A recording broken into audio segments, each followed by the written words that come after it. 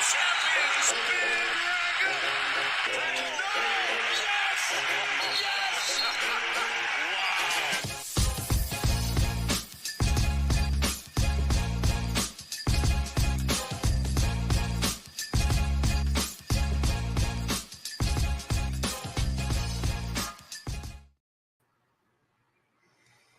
Hello, everyone, and welcome back. It's the Full 40, brought to you by Homefield Apparel, part of the Nova Insider Network. I'm just so excited because I get to actually say for the first time ever that we are live, like literally live. And we're back. It's season 7 of the podcast. The 2023-2024 season just started, and I can't believe it. It just started. We just got back. Trevor literally was at the blue-white scrimmage, raced home, cracked open, and safely drove home. Safely drove home. Safely. Fair enough. Drove home, and we're back live for the first episode of season 7 with a whole new look. So let's talk a little bit about that. Let's just dive right in there. So first of all, our first episode without Rob Dormish. Cheers to Rob. May he rest in peace. Thank you for everything that you've done. He's alive, but he's alive. Yeah, he's still here. He's still with us. He's still living. He's still an actual person at the moment. But yeah, so it's with Chris, Willie, and Trevor. So just a total new podcast, and new beginnings. And we're back and live. So part of the Nova Insider Network. We did a press release over the summer. The Nova Insider Network now makes up a handful of shows. So the Full 40 is one of them. Chris Notaro, who's actually helping us quarterback this first live show. He does the Villanova Tip Time pregame show. He's part of the Nova Insider Network. And of course, Tommy Godin is running the Mainline Minute, and he's also part of the Nova Insider Network, in addition to the spaces that we'll run from time to time throughout the season. So that's all part of the Nova Insider Network. And the coolest thing about that is that this season we are brought to you by Homefield Apparel. So the good brand. Willie is not wearing one, but me and Trevor are rocking it. The problem with Willie is that he also has Trevor's, and Trevor's called Shotty. We don't want people to be confused over who is who. Yeah, I didn't want to do that. Yeah. So I got my normal, just Villanova intramurals. There you go. Repping all the time, sure. There you go. And the hat. The hat's cool. Yeah, great hat. Although Trevor's really bringing it with the hat game. Pretty spicy. Had to be there. No, it's really sick that we got this Homefield sponsorship. This is super exciting, and I can't wait. And next week I'll be rocking probably that or something else. Yeah. And so I guess we get right into that right there. We'll have an ad on every episode, but with the code Full 40, right? It's Full 40. That's not Full 40. It's Full 40. You get 15% off your first order. So presumably a lot of you have already bought a ton of Homefield stuff. So just make up some new email addresses, maybe move, right? Whatever you got to do. Put the little dot in your email so it recognizes it's different. But Yeah. Like if your email is just like your first name dot your last name, just be like your first name dot middle initial dot last. Yeah, it's just that easy, and then you get 15% off. So that's what you got to do. Yeah, and they got some really good stuff, and I know there should be some new releases coming down, hopefully sooner or later. But I'm really excited. The promo code Full 40, and we're gonna be, like Chris said, we're gonna be doing this all year. So I'm really excited about that as well. So classic old school stuff. Can't wait to add more to the collection. You can never have too much of the classic logos that nobody else sells. So one-stop shop for all that. I do want to say Homefield, this is for you, Homefield, if you're listening. We need more vests. Or a vest. So give us a Homefield vest. I know everyone in Villanova loves the vest. I know any non-Villanova people are like, yeah, classic Villanovans. They're with their vests. But honestly, give me a nice Homefield Villanova vest with like the 85 Wildcat in the corner. Oh, my next paycheck. Just that's it. I totally agree. Like, first of all, so Trevor's rocking. So Willie, you got the 70s yellow hat. Yeah. Right? Like Jack Trevor's rocking the 1985 logo, which he's head to toe 1985 right now. He wasn't even born None of us were born. I was going to say, were you born? No, I wasn't born. I was close. I was a thought. My parents were thinking about it. Yeah. but I wasn't even born yet. But Trevor's 1985 head to toe. I'm rocking the 90s dinosaur lettering, and this needs to become the throwback. That's the next throwback. Like, stop going back in time. Let's bring it forward a little bit. The 90s are back in right now. I think this is the time. Villanova's got to strike and get the dinosaur font thing. Like, it's been about 5 years since our last jersey update. Like, after 2018 is when we made the switch to kind of our current ones. Like, it's getting to be time. Maybe we go a nice little throwback, Yeah. Let's rock the throwbacks a little bit. So in addition to your request to Homefield to do vests, I'm asking Homefield to put pressure on the Villanova athletics department and Nike. Mm-hmm. I don't know what kind of sway Homefield has, but I think that they should do that. They're closer to Phil Knight than I am, so do something.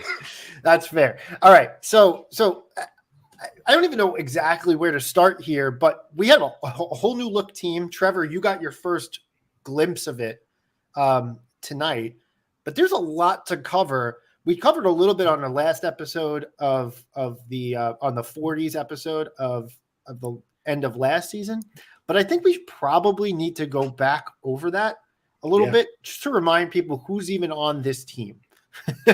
So let's just start there and kind of unpack it and remind everyone where we are versus where we were last year. So we ended last year. We don't need to talk about that. I think we're good to leave last year in the past. We won the NIT. Remember that, everyone. We played in the NIT. We played in the NIT. We made the round of 32 in the NIT. So after that, Cam Whitmore went on to the draft. Funny enough, like, a lot of people were dogging him because he dropped way low in the draft, but then ended up having a great summer league. Was the summer league MVP. Yep. And so he did phenomenal there. And now him and Jermaine are on the Rockets, which is awesome to see. Yeah. Following that, we also had, obviously, Caleb Daniels and Brandon Slater moved on due to the fact that they had no more eligibility left. So that's the departures, and that's it. Sum total of the departures. Justin Moore comes back. Eric Dixon comes back. Everybody comes back. And then we add some really key transfers. Obviously, there was the whole Hunter Dickinson saga that didn't work out. But honestly, I think we scored really well. Many people think that we won the transfer portal. It sounded like I was like Trumpian the way I said that. Like, a lot of people are saying that we won the transfer portal. Many people are saying. Yeah.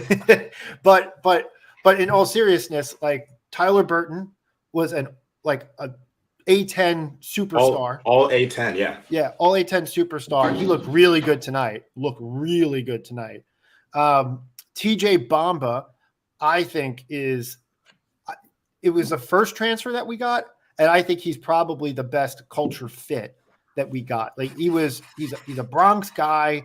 He like loved it. He wanted to play. He kind of has that hard-nosed persona. He was defensive minded when he was at Washington State. So he was he second team all Pac-12? I think he was. There was a second team there. I can't remember. And if you're part of a conference that no longer exists, does it count?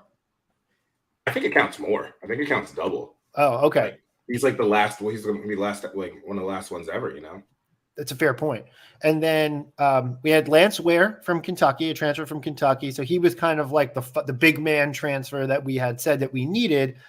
He wasn't the top flight, at least by the rankings perspective. He wasn't the top flight like guy who we wanted necessarily at the 5. That's not to say anything bad about him at all. In fact, if you talk to Kentucky fans, every Kentucky fan that I've ever interacted with on the internet was like, "You guys got a real great culture guy with Lance Ware," and they seem to think that he's got better potential than Calipari used. So Providence fans. What's up? So Providence fans would say the same thing. They trust me. We might have been like, oh, we fell into him a little bit, but yes, Providence. It's a little sore subject, but happy he's on our side. Good guy. And I know we didn't get a chance to see him, but like, I don't know. Yeah. The rumor mill is saying there's a little more perimeter game to him too. So we might see a little bit of like inside out with him and Eric, or him and Tyler. Who knows? And then finally, Hakeem Hart, right? So we got Philadelphia guy. what? Philadelphia guy. Yeah. Philadelphia guy. Local. He It's had like his the best of AAU both teammate. worlds. Yeah. Because he's a Philadelphia guy, but was in Maryland. So Yeah. So we got the DMV and Philly combined. So again, another guy who I think is a great fit. And we finally have depth at pretty much every position on the floor, which was clearly a priority after how thin we were last year. So Yeah. those are the transfer newcomers. And then finally we added Jordan Dumont, who was also out for the blue-white scrimmage today.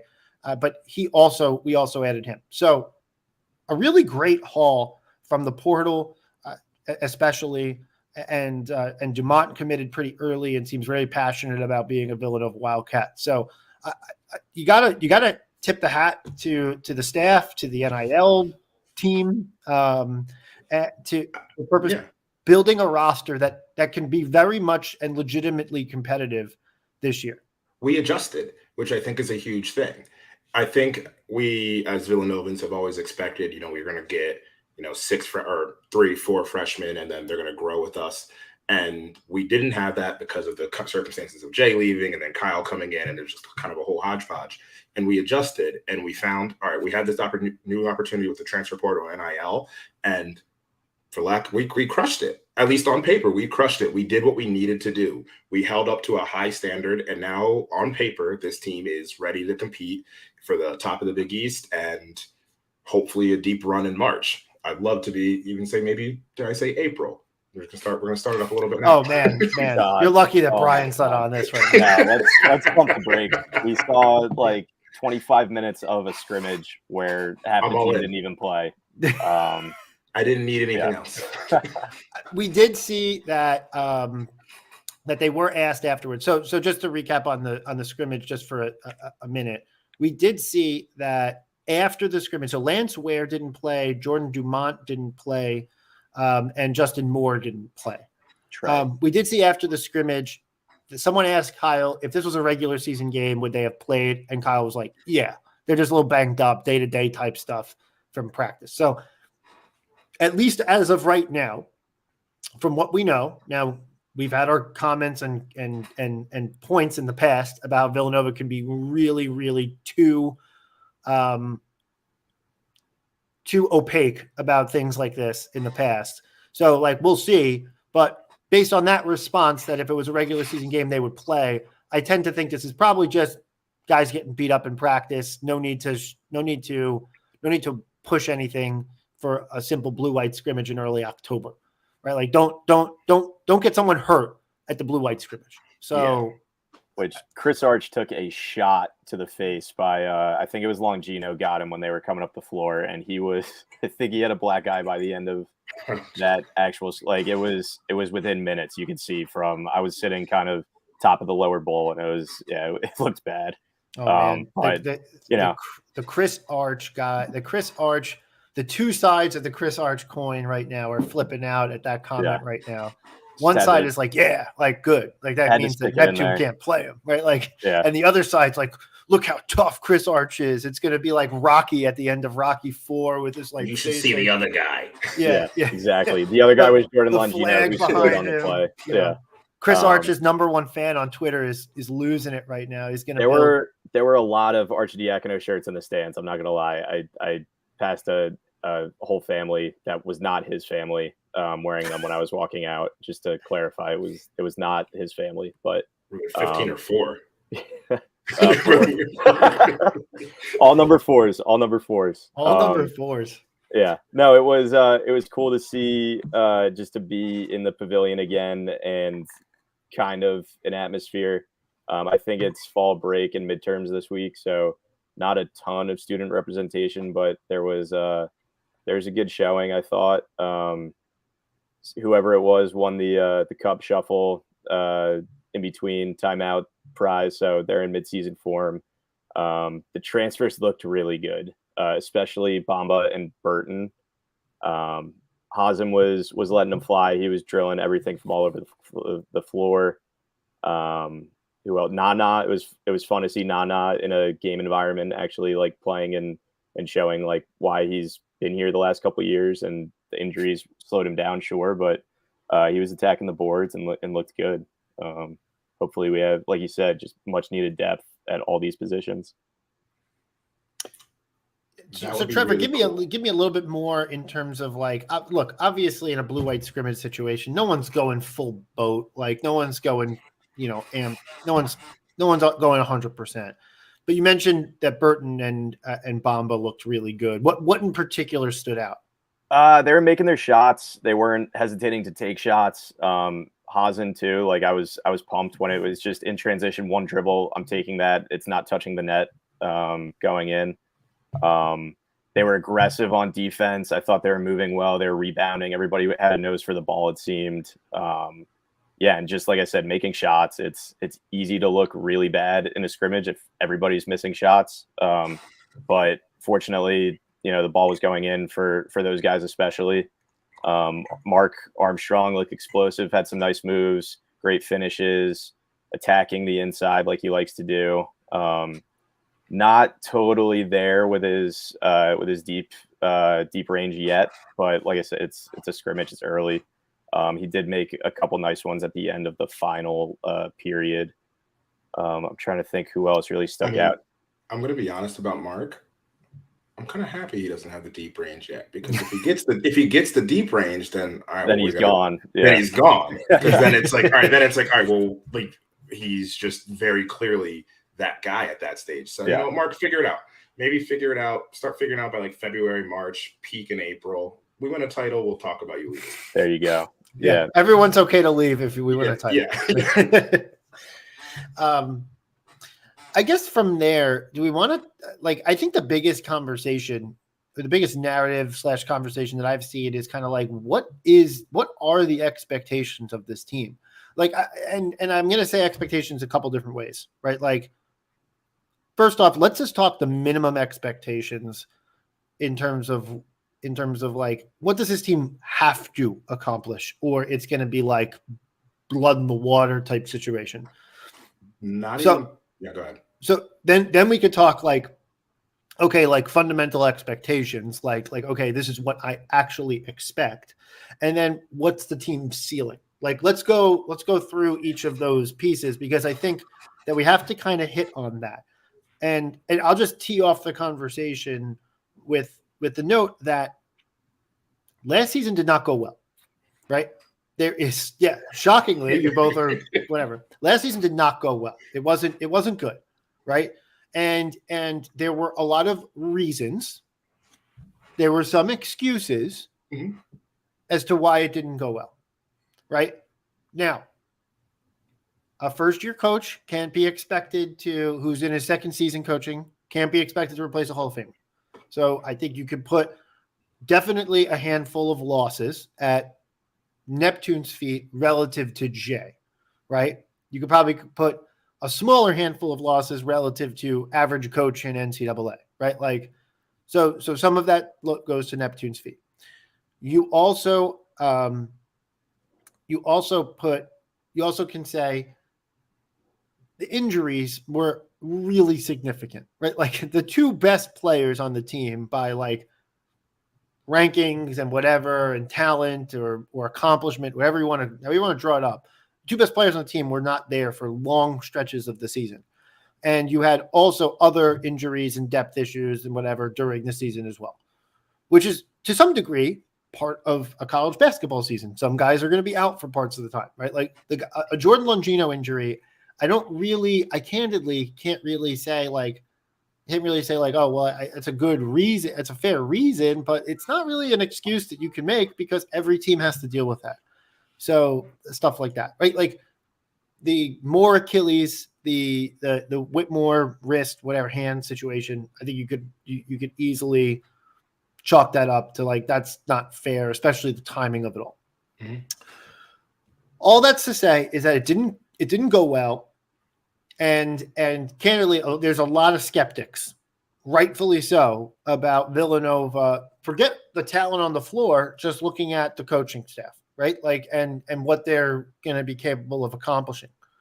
So what it looks like to me, because we just got a report a couple weeks ago that Villanova has spent $3 million on this team, Allegedly. right? Like $3 million NIL on this team this year, right? Like not an insignificant salary, right? Like not an insignificant payroll. So, and just for the NCAA, if you're listening, it's not actually Villanova doing that. It's the Friends of Nova and the boosters who do NIL. And I think scholarship money was also attributed to that as well. So yeah, there is some scholarship money attributed to that, right?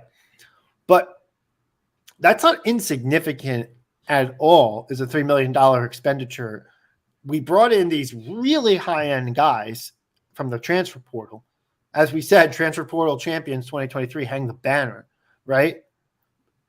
But with that said, it kind of comes across to me a little bit like this is a little bit of a challenge. Like, hey, coaching staff, let's see what you got.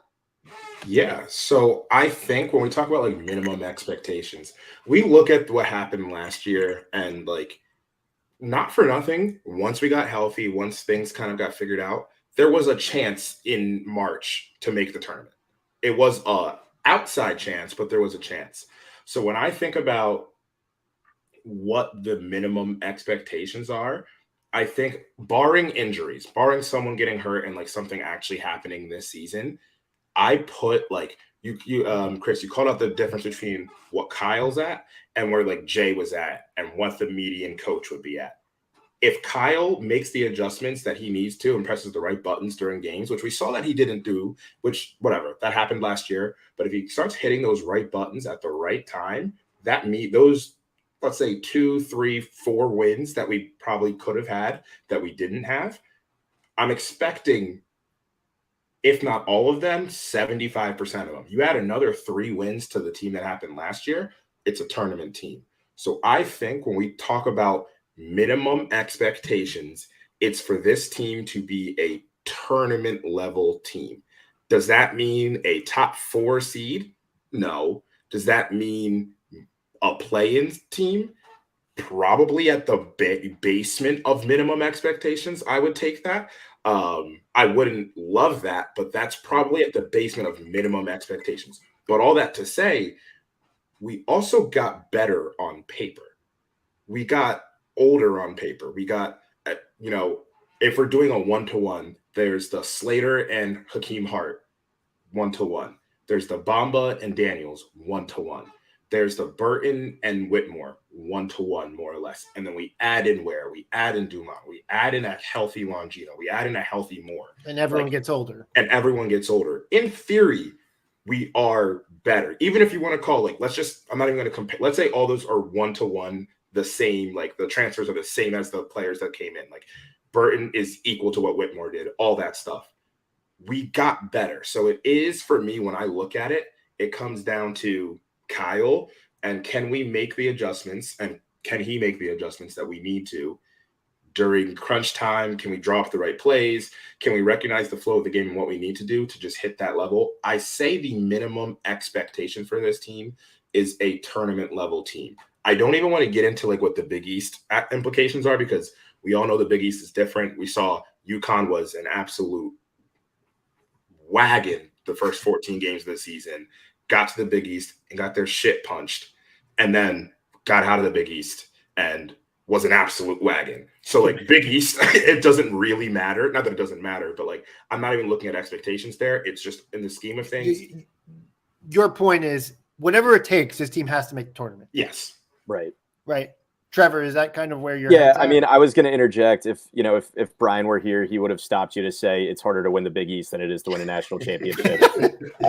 Which we all saw. That's an all-time Marquette tweet. All-time Marquette tweet. Yeah. Was it Marquette or UConn? I don't even remember. No, it was Marquette. It was Marquette. Okay. It was Marquette. They were getting on UConn because they were just like, yeah, you guys won a national championship, but that's easy compared to like going right. Big East regular season, the Big East tournament champion. You're like, fuck off. Yeah. What the fuck are you talking about? Yeah, I think so before the blue and white scrimmage night, there was an event for, I think it was season ticket holders, where they do a Q&A with Kyle and there's order food, drinks, whatever. And Kyle kind of speaks for a little bit, recaps, talks about what we can expect coming up. And then there's a Q&A. I did not make it in time for the Q&A portion, but what I heard was there were a lot of questions about substitution patterns, game scenarios, stuff like that I don't think, well, maybe were warranted, probably were warranted. But Kyle kind of put those to rest, it seems. Who are we to sit there and tell him about his sub patterns? But that was one of the things that a lot of us saw and recognized that we would like to see change from him. So I think that with the talent that we have, we should be able to expect. Did we lose Trevor? Did we lose Trevor? I think we may have lost Trevor. All right, so we should be able to expect. We're sitting here with Baden. And we're in the same spot that we were when we started talking. So I'll interject with my thoughts here. Yeah, Willie, I'm kind of on your same page here. Like we absolutely. So it's now really the full 40 with Chris and Willie. Yeah. But we absolutely have to make the tournament this year, or Kyle might be beyond the hot seat if we don't make the tournament this year. Yeah. Kyle might be gone. And it's weird for me to say that. It's very uncomfortable for me to say that because I very much built into my expectation set pre-NIL, pre-portal, right? That a head coach needs 5 years. You need 4 years for your first recruiting class to make way, plus an extra year after that. Like that's my kind of belief when it comes to college head coaches. But that's kind of changed with NIL. Right? Yes. And with NIL and the portal, it does change, right? Like the fact is that you called it out. Kyle brought in like 15 years of experience onto this team collectively, right? Like this team has to be good, right? Like you have to take this roster to the NCAA tournament. Trevor's back. Baby. We're back. We didn't hear your final thought. You were just like, and so the expectations are. Oh, I said win the Big East and win a national championship. Because one is much harder than the other. No, I agree with Willie. I think you're looking at you got to see the tournament field at least. Otherwise, there's going to be some serious questions asked at the end of the year, barring injury, barring anything freaky happening. But yeah, I agree with Willie. Yeah. And what you didn't hear is that I was kind of on the same path, and I was basically alluding to the fact that I think if we don't make the tournament, I think Kyle might be gone. I don't know if I'm there yet, but like I think you give him 3. If we don't make it with a fully healthy roster, there's a lot of questions. Yeah, but here's the thing, and I go back to this. We started this. It's a $3 million roster. A lot of people have a lot of money on this. Allegedly. Right? Like, what? Allegedly. A lot of people have Yeah. It's also just like, it's not even just like the roster when I really like sit with it. I just sit back and I'm like, if Justin Moore is healthy, Justin Moore is worst case a top 15 player in college basketball. I would probably argue a top 8. Preseason All-American, right? Yeah, like he's preseason All-American. Like you have that player on your team. You have experience and depth. You have Bamba was an honorable mention, Pac-12. You have all A-10. You have I don't think Hart was all Big Ten. He may have been an honorable mention. But like just a defensive Swiss Army knife. Yeah, he had something. You just have that. You have leaps we expect. And then none of us have said this person's name this whole podcast. We have Eric fucking Dixon, who I'm to everyone else like is. I've seen people talk about who's the best big man in the Big East, and people aren't like they'll say Klingon, who I love, and I think Klingon is probably the best prospect. Not probably is the best prospect, and like probably the best big. Then I hear Kalkbrenner, I'll hear Iguodaro, I'll hear like Soriano, I'll hear all these different names or whatever it may be, and Dixon doesn't get the love. But like, if Dixon's not 1, or if he's not 2, he's at worst case 3, and I'll argue like 1. I'll argue like 1B to like you pick Klingon or Kalkbrenner, I don't care. But like what Dixon does and how Dixon warps the floor and how he changes the calculus of a basketball game with his inside-out skill or his outside-in skill, realistically, I don't know any other big man in college basketball that coaches will run off a pin down to shoot a three to win the game. Should we be doing that? That's a separate conversation. That's a completely separate conversation. But the fact that like Kyle has the trust in Eric to do that, and honestly, I kind of trust him to do it too. At some point, maybe he'll hit it. But like, that's just what it is. Like, we have this team. We have a top 10 player in college basketball. It comes, as long as there's no injuries, it just comes down to, can Kyle press the right buttons at the right time? And just yes, so but you I know, think we should be talking about pressing the right buttons at the right time for making like a top 4 bye in the Big East tournament type performance, and pressing the right buttons to make a Sweet 16, right? Like, when I'm talking about pressing the right buttons, like look at the schedule. There's 20 wins on the schedule, right? And 20 wins in the Big East this year is going to get you into the NCAA tournament. Yeah. So like between the out of conference, which is good, right? And but not absurd. But not absurd, right? Good, but not absurd, right? Like, good out of conference plus a really, really good Big East. 20 wins is going to get you into the tournament. If Kyle can't get 20 wins, you're going to have a lot of people calling for his head. So maybe hot seat, maybe not. He's gone, but maybe hot seat. I mean, to be fair, people are calling for his head now, and the season hasn't even right. started. Like people in the middle of the season were like, "Fucking fire this guy," right? Like, and I think that was obviously crazy, but if that happens a year from now, 6 months from now, 5 months from now, it's going to be a lot more reasonable. Yeah. And again, like, I hate to say that because it's like second year, but unfortunately, this is the situation that we're in this kind of era where like there's $3 million of money on the line. And I keep coming back to that number, but like, those people who have a lot of money on this are going to be embarrassed if that money doesn't translate. And if they're embarrassed, they're going to be calling the athletic director. They're going to be calling Father Peter. They're going to be calling the special assistant to Father Peter and saying, change this now. All that said, I do want to give Kyle just like a little vote of confidence. I feel like as the year went on, it got a little bit better. The first beginning of the year was just a cluster. Like, that was just like, it was a mess. I think he's figured it out. It's very clear, and we can kind of talk about this and pivot towards this. Like, he knows how to connect with players. We had the transfers. We're starting to see in the last week and a half, and today, and then likely on Sunday, he knows how to connect with recruits, whether or not they're the recruits that everyone's like, oh, we need to be getting this person. That's not, but he knows how to connect with recruits. It's just, we just need to see when the ball's tipped, is he doing the right stuff? Yeah. I think it's getting there. I felt really good about us once we were healthy at the end of the year. Kind of got that like just false, like, oh, we're going to do this stuff. Like, I think, Trevor, you said this, like the Philly fans are either distraught or cocky. At the end, I was distraught all season, but like once Justin came back, I was that meter was turning towards the cocky side. That 6-point loss to Providence, we're like, oh, we're back. They got lucky. We're just warming up, you know. Yep. And then it was like, oh yeah, we just went out. We have this. Yeah, we can do that. If we just win every game, we're good. I mean, that week when we beat Xavier and then throttled Creighton at home, I was like, oh, we're actually going to make this happen. Yeah. This is actually going to be a thing.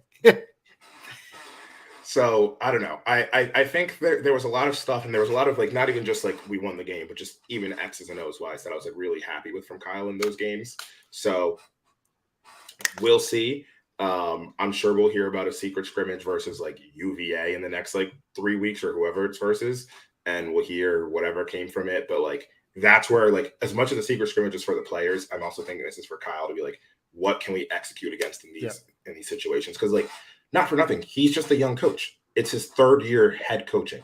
Like, he's a young coach. I think he can do it. I think the addition to Ash back on the bench will kind of help with that too. We kind of overlooked that. We lost George Halkovich to the University of Buffalo job over the summer, but they brought Ashley Howard back over. He was working with Friends of Nova last year, so he was still close to the program, and then came back over, and he was coaching the one of the teams tonight with Nardi coaching the other one. So I just think having him on that bench will also be beneficial. Another guy with head coaching game experience and just more, he's never left, even though he, had lost that LaSalle job. He never left the sidelines basically. So it'll just be good to have another guy to whisper in Kyle's ear. Trevor's really struggling here. We good? I think so. I don't know. Yeah, it sounds good to me. I think Chris might be you. I could be struggling. Yeah, Chris, it might be you. We're all struggling. Yeah. Chris is just better at hiding it, I think. Yeah. But that being said, do we want to talk a little bit about the new commits, or do you have another? I think we should talk about commits because like Kyle's been doing the thing there. I mean, so today we got Malcolm Thomas. Yeah. Sorry. Go ahead, Chris. Go ahead. Sorry. Go ahead. Sorry. I think I'm back. Tell me if I'm okay. wrong. You sound good now. Yeah. Okay. Good. Sorry. Right, cool. So talking commits. So obviously, let's even start. Last week, I can't remember, maybe Thursday or Friday, whatever day it is. We got Matt Hodge out of New Jersey. 3-4 He looks like Aaron hybrid. Judge. He looks like Aaron Judge.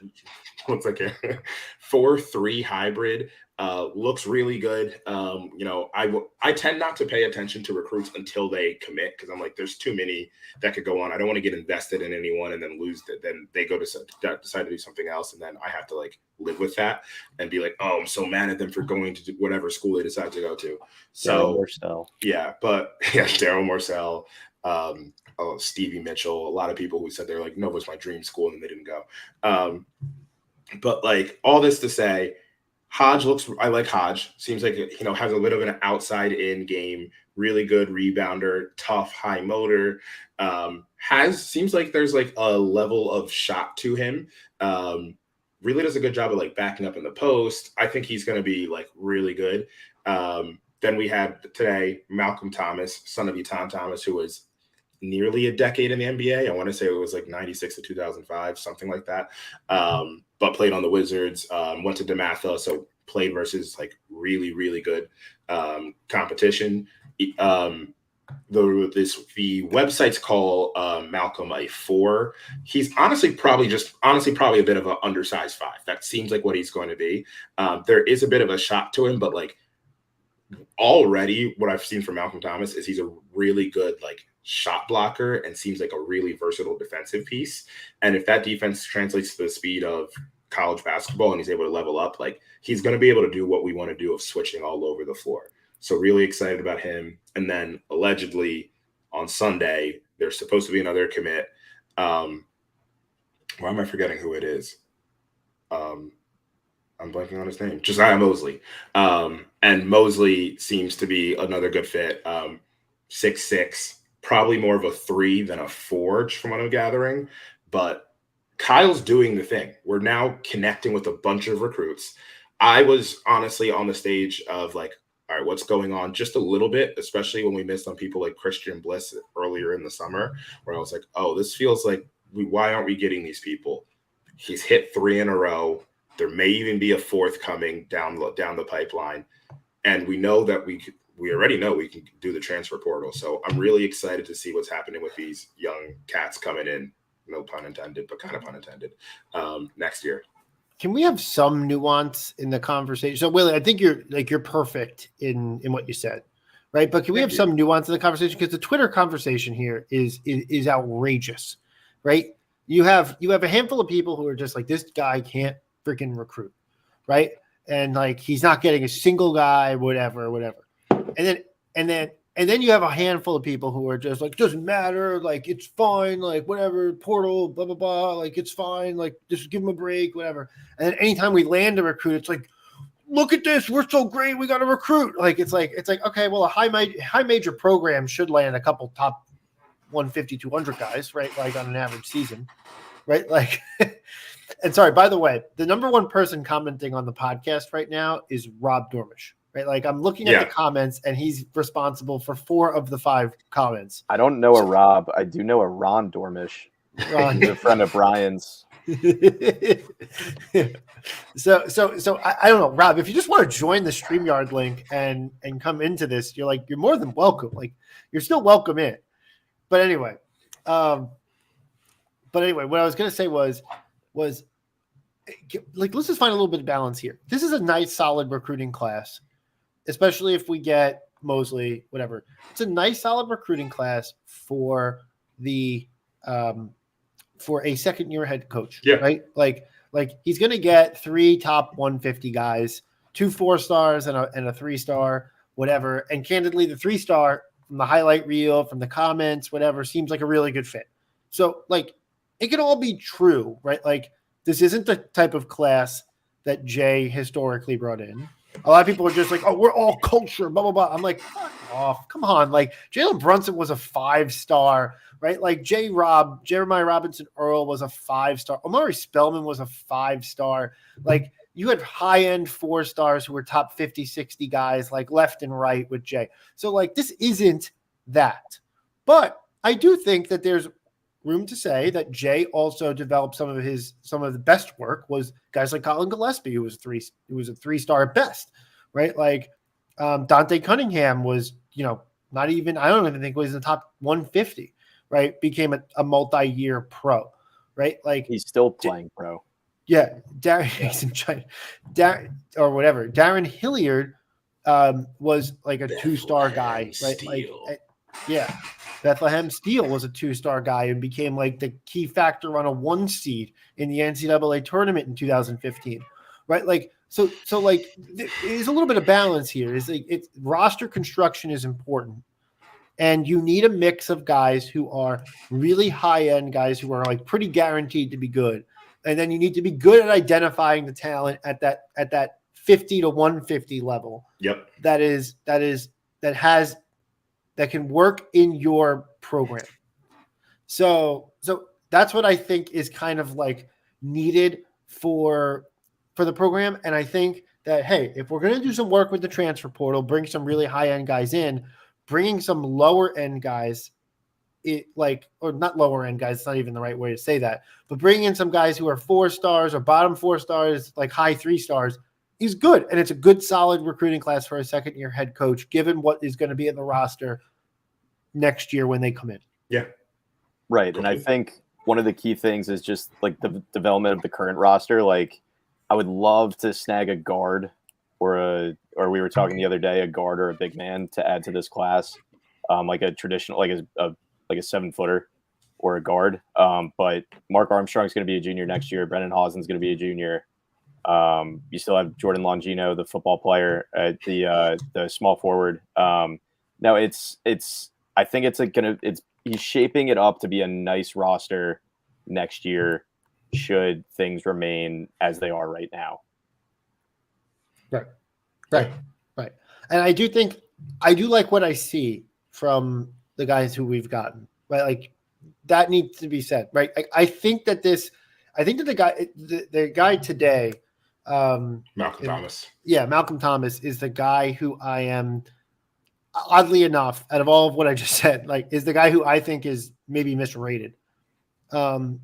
Just from the highlight reels, just from the conversations, the pedigree, all those things. Like, I really liked it. Like, it's weird. You could kind of tell, see something about a player by what they choose to emphasize on their own highlight reels. Yeah. And he's emphasizing defense and blocking and stuff like that in a way. Like, I was like, okay, he kind of like wants to emphasize these roles that he's willing to play on the team. And the highlight reel looked a little Brandon Slatery, and maybe that's not a good comp, but it kind of had that vibe to me. Like, he was blocking shots, he's athletic, he's rim running, he's dunking, he's putbacks, like whatever. Like, maybe not the most developed offensive game, but defensive minded, like athletic, running, like really moves well with his feet, like all that stuff. I think that there's potential there with Malcolm Thomas. I really like what I see there. Yeah. I mean, he, like you said, he was dunking in all of his highlights, he's dunking and he's really trying hard to dunk. And then the other point I wanted to make here was just like, I think he had a quote where basically he said, like, I don't expect to start. It may even be like I don't want to start. Something along those lines. And I read that. So I think you were misreading that. He was saying that like I don't expect handouts, and that's not gonna. I'm not gonna start expecting handouts in college. Like I read that way first. Okay. I read it as like I don't expect to start. It wasn't. He hasn't been through his ancients and moderns class yet, so he doesn't have the he doesn't have the English the phrasing down quite where I think that was his intention. He meant I don't take handouts. Everything I have is earned. That's not, nothing. Regardless, even that part's a great part. Because his dad is an NBA player. His dad made, 96 to 2005 was like a weird time for the NBA. He probably made like a decent, like 15 to 20 million in his time in the NBA. And like regardless, it's still good to hear. Yeah. Yeah. Agreed. We've done well with players whose dad played in the NBA. I don't know if you heard this, but Jalen Brunson's dad played in the NBA. Oh. Did you guys know that? I heard his dad went Jalen to Brunson, the Temple, basketball though. player? Yeah, Jalen Brunson. He also played for Team USA this summer. Speaking of which, is it time for a heart monitor? No. We got to go back to expectation. We didn't even finish the expectations conversation. I'm just excited to talk about the Lebanese national team.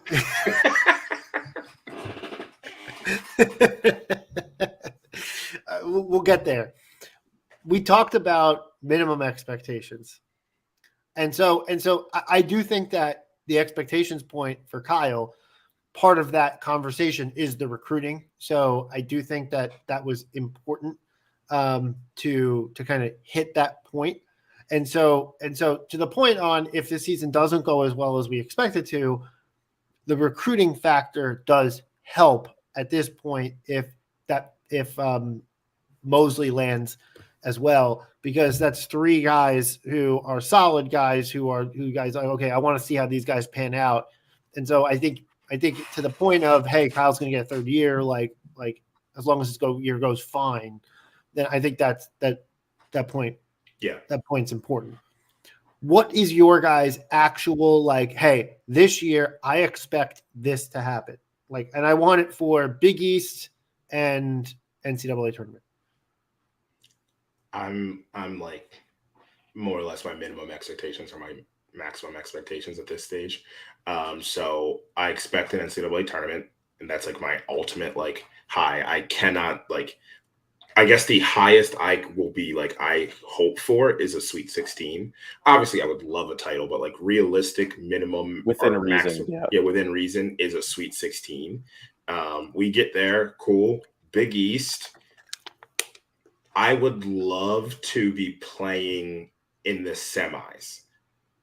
I think like UConn, Marquette, it's a weird thing. I would love to be playing in the semis. Heck, I'd love to be able to be playing on Saturday in the finals.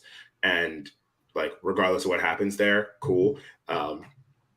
But Big East wise, I think that's where I'm thinking about for the tournament wise. And during the season, I think what I would honestly like, the one expectation I actually genuinely do have is, I'm going to say it, we win on the road, either at Creighton or UConn.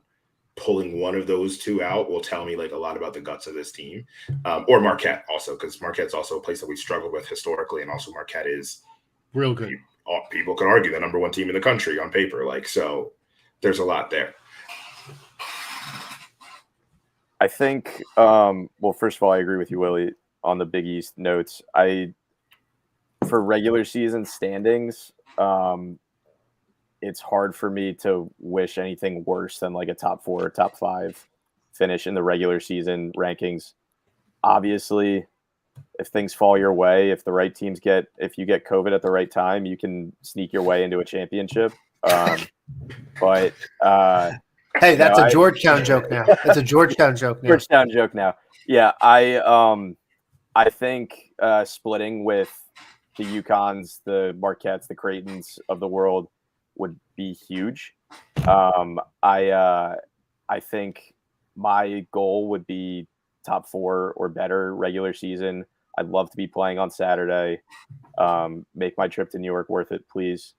And then postseason wise, yeah, definitely need to be in the tournament.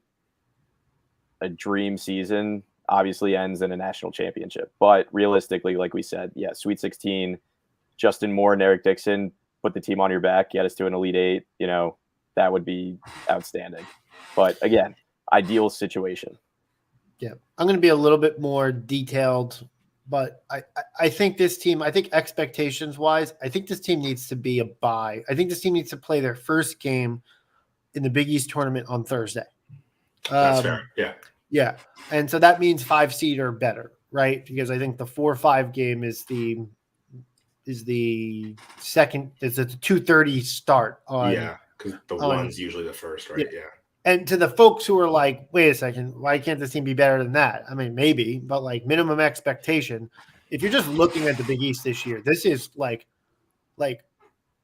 go back into the annals of the Big East, like the Big East you waxed poetic about back in like the 80s or the late 2000s, whatever. All those teams, all those years of the Big East that you waxed poetic about, like it's back. It's back in a big way. Right? Because the team that you didn't mention in all of that is the team coached by like arguably the best active coach in Rick Pitino in St. John's, right? So UConn just won a national championship, returned a ton of guys, right? And has an awesome recruiting class. Marquette's really good and has a legitimate argument for a top 1, 2, 3, 4, 5 ranking walking into the season, right? Creighton is excellent. Creighton just made an Elite Eight, was like a couple balls bouncing the right way to making a Final Four, right? And they returned most of their guys. They did lose a couple, but they got some good transfers in.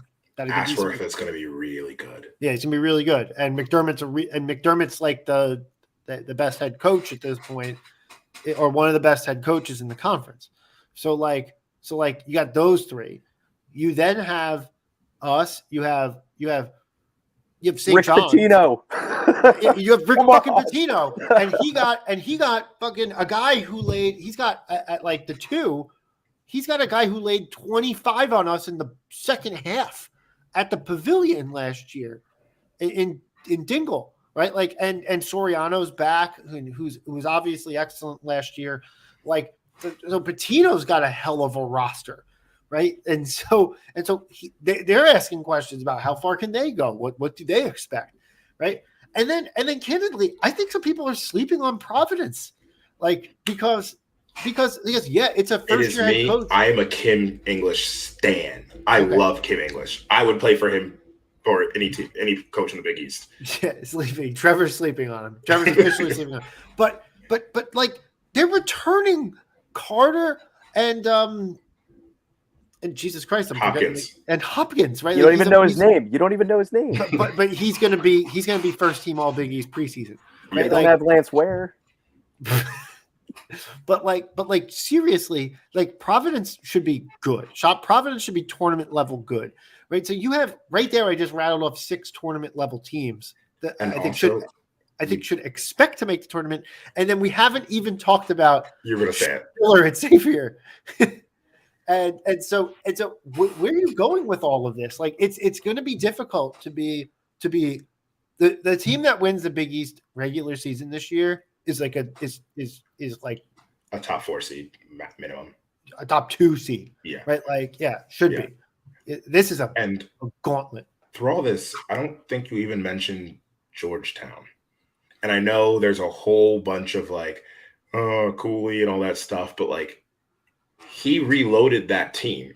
We know he's a good coach, regardless of the feelings of him leaving Providence and all that stuff. Like, this isn't Patrick Ewing's Georgetown from whenever he started coaching. It's also not Patrick Ewing's Georgetown from 82 to 84, but or 85.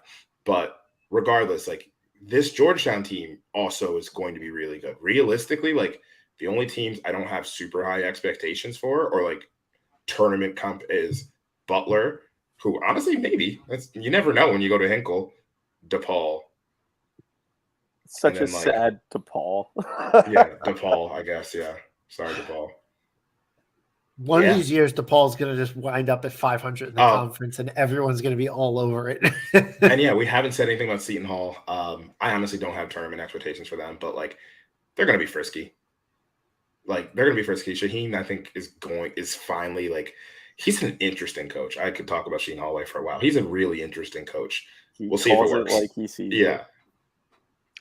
Look, all that said is that I think expectations wise, I expect this team to play their first game in the Big East tournament on Thursday. Right. So like, that's kind of where I'm landing with that. And what I think that means is that the team should be favored to win their first round game in the NCAA tournament. That's kind of like where So you're saying a top 8 seed then, essentially. Yeah. Or 9, like realistically. Yeah. Favored. Yes. Right. Favored to win their first game in the NCAA tournament. Like 6-11. I don't know if that's the right number, but like 6-11 and being the 6, right? Like, so like that to me is kind of where this team is like my expectation set. And then so like, okay, you get there, you do that, and so like a 6 seed in the NCAA tournament is a top 25 team. Yeah. Right. Just like mathematically, right? Like, so that's kind of where I'm at with this squad. Get to there, be favored in your first round matchup and be dangerous. Right. And so with a lot of new pieces coming in or whatever, you could understand if they get hot late and they start to play better late, but having done enough work to earn that bye to the Thursday of the Big East tournament, get a 6-7 seed or better in the NCAA tournament and be favored to win a game and have a chance to make it to the Sweet 16. That's kind of like my expectation for this squad. Now, in between my expectation and that minimum expectation, so to speak, like it's like fine, like I could live with that. And then from there, I would say high end, like, could this team go on a run and make the third weekend? Like it could. Like on paper, it looks like it could. But I would probably say my high-end expectation is like an Elite Eight squad that's like in that Elite Eight game. That's kind of like the high end. Yeah. That's good with me. I'm glad you. I agree. I mean, I'll take that. Do we want to talk a little bit about the heart monitor? Because I think we do have to hit that. Yep. Yeah, we have some FIBA stuff we want to talk. But before that, I need to issue an apology to Etan Thomas. I misrepresented how much money you made in your career. I also got the years wrong. Time's weird. I remember you in mid-2000s playing for the Wizards on like the Gilbert Arenas and Antoine Jameson teams and being the center or one of the backup centers there, along with Brendan Haywood. I remember all those teams. You were there where Jarvis Crittenton took out the gun and the whole locker room fiasco. You made $44 million in your career over 11 years. So like Malcolm Thomas definitely, if he's saying he's not taking handouts, like, but you made double what I thought you made. So I apologize, Mr. Thomas. If you can donate to Friends of Nova or use the promo code FULL40 to buy some more merch from Homefield, we really appreciate that. And honestly, you probably need some now. And I saw you in the video, you had some, but like maybe there's a little bit more. Go to Homefield, promo code FULL40. Dinosaur lettering. Yep. But I want to quiz you guys right now, but on a heart monitor really quick. How many players are on NBA players are on a roster right now? Can I just start naming them? Yeah, go ahead. All right. Jermaine Samuels, Jeremiah Robinson Earl. Yep. Brandon Slater's in an Exhibit 10 for the Celtics. Yeah, we're not going to count that, but that kind of counts. Nick Bay on the Hawks, Kyle Lowry on the Heat. 4 Knicks, 4 Villanova Knicks, which is Arch, Dante, Jalen, Josh, McHale holding down the fort across the what is that? What do you take, the subway? I don't know New York geography. I think you can take the J. Sure. Rob would call it the East Side River. Rob, one time one time we're standing at a rooftop bar on the Hudson River in meatpacking, and he goes, "Oh yeah, West Side River looks great," or whatever. Something was his quote, and I'm like, "The fuck you talking about? The Hudson River? Like it's like the thing." Like I get not knowing the name of the East River because it's dumb. It's just a directional river, right? Like, but if there's an East River, there must be a West River. Sorry, go ahead. Did I say Sadiq Bey? I think I did. You did You say did. Bay. You missed one. And I does think. are we counting Cole Swider? No. Okay, so there's 2 you missed. I said That's Or maybe 10. 3. You're at 10. tell me who I missed. So you missed. I don't think you said JRE. No, I he did. did. He did. I Oh, did. then you missed Cam. Oh Yeah, god. boy, he didn't say Cam. You missed Cam. Then that's what you missed. Oh man, bummer. Guy barely got drafted. So yeah, He was barely 11 here. 11 players on a roster actively with Slater on an Exhibition 10. I think Caleb is also on an Exhibition 10. He was in as Summer well. League with Miami. And then I think they gave him yeah. a roster. Okay. I think he might also be on one.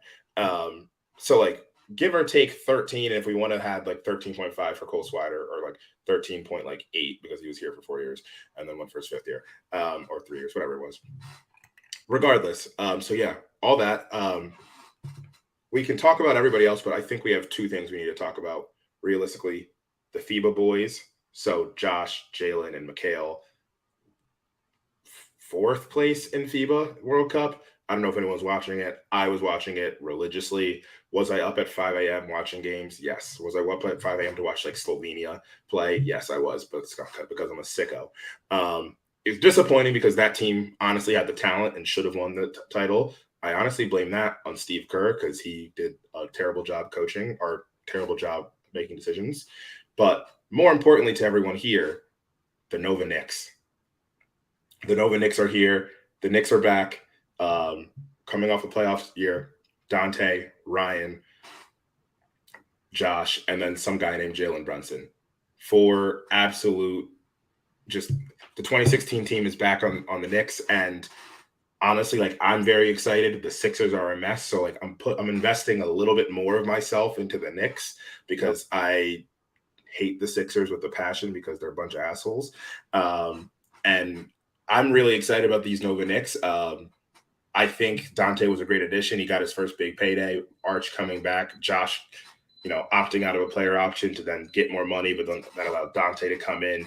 Jalen, who was one of the leaders on Team USA, should have been an all-star last year, like is a genuine top 25 player, maybe top 30 player in the NBA, which is insane. Like, I think we all thought Jalen Brunson was going to have a long NBA career.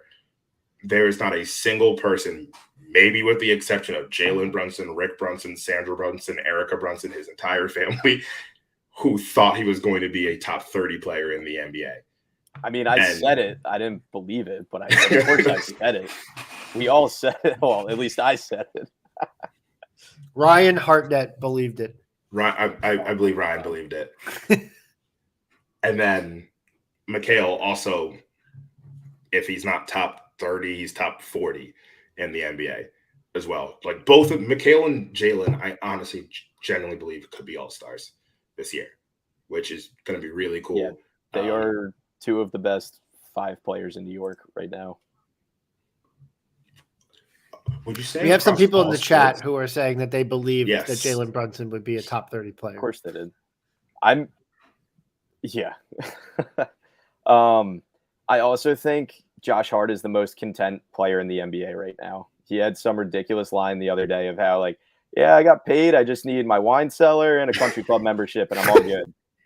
He is the most content man in the NBA right now. Guy's just living. He's just happy. I love it, though. I love it.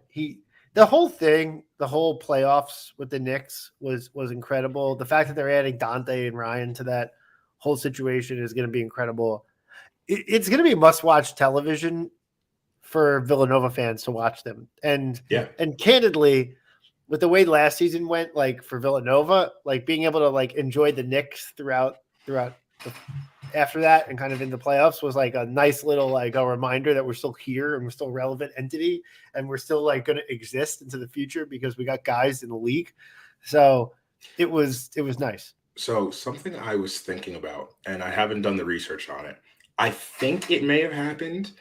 But I'm going to just say, like, from the negative side, I don't know if Josh, Jalen, Ryan, and Dante ever played a game together on the floor at the same time. So Dante got hurt. but he played his first 8 games. Like 4 or 5 games into his freshman year. Yeah. But would that lineup have been on the floor is the question. Yes. Had to have been. I think so. Had to I have don't know. been. I'm gonna do some research, see if I can figure it out, like to see if I can actually see if, like, I might go back to game box scores and literally look at substitution patterns to see if I can find it. Because I'm curious, because I was like, wait, there's a chance that it didn't happen because Dante was like the last man on that team coming off. So like there's a chance that like maybe they would have like switched him and Ryan or switched him and Jalen. And like, because you forget, like Ochefu and Jenkins were also on that team. And like that's like another 2 players that like would have taken that. I'm definitely forgetting someone else. I don't know why that was on that team. Mikhail, who also like wouldn't count in this situation. So I don't know. It's close.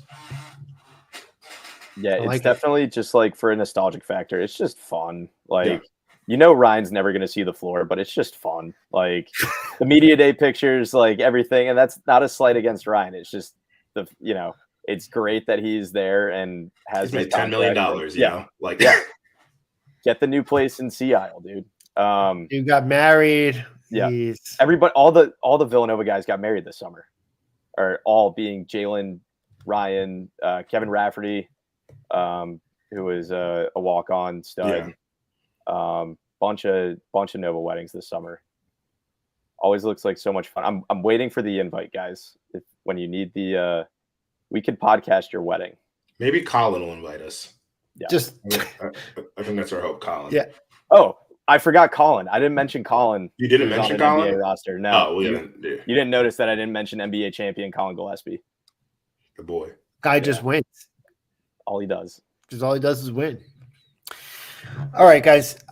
I think we're good here. This is kind of like the kickoff episode. So just to think about a couple of things from an administrative perspective, we're going to have 2 more episodes before the season tips. We'll be on Twitter announcing, and Instagram, etc., all of the follows that you need to have. We will be on those platforms announcing when the next 2 episodes are. So pay attention to that. We will be running live all season. This is the format that we're going with from here on out. And so we'll be doing that. We'll have some interviews throughout the season, etc. We're going to try our best to kind of publish a schedule in advance so you guys know when to expect us. A little bit based on kind of how the schedule falls and whatever. We'll mix in some spaces in between to kind of account for items or big items that we might have missed or might not hit in a regular podcast with the cadence that we keep, which is roughly once a week once the season starts. So that's kind of what to expect, but we're going to be doing this all season long. So stick with us. You can find us at the Full 40. My Twitter is at ChrisFull40, at Willie Law, at KRWR17, something like that. Yeah. At Nova Insider 1985 for Twitter, at Nova Insider on Instagram. You also have, please follow Villanova Tip Time at Nova Tip Time. Follow Tommy Godin. All of that. We got the Nova Insider Network is coming to you constantly. You're going to have the Full 40, which is going to be like discussion show. You're going to have Tip Time, which is going to be all about the pregame show. Because who wants to watch motocross, whatever the fuck is on Fox Sports 1 before our games? That doesn't make any sense. Just tune into Nova Tip Time. And then finally, you have the Mainline Minute, and Tommy's going to be serving you like quick, easy, bite-sized news and notes on a semi-daily basis so that you guys can just plug in, get your 20-minute download of information from Tommy on a nearly daily basis. So we got you covered on all the bases for the Nova Insider Network this year. But that's it for us today. We'll be back in a couple weeks with the second episode of the season, where we break down a little bit more of individual players' expectations and kind of go into that a little bit deeper. But thank you, everybody, for listening. And as always, let's go Nova.